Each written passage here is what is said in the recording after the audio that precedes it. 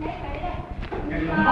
tôi thấy bâng khuâng phút trong lửa đầy sau cuộc liên hoan này bọn mình đành phải chia tay.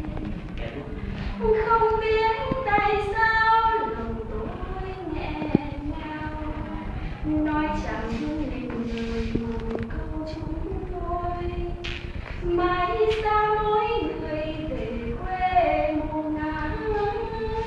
Bạn tình yêu ơi có đâu lòng tôi nếp hút mực xanh gửi cho thân yêu những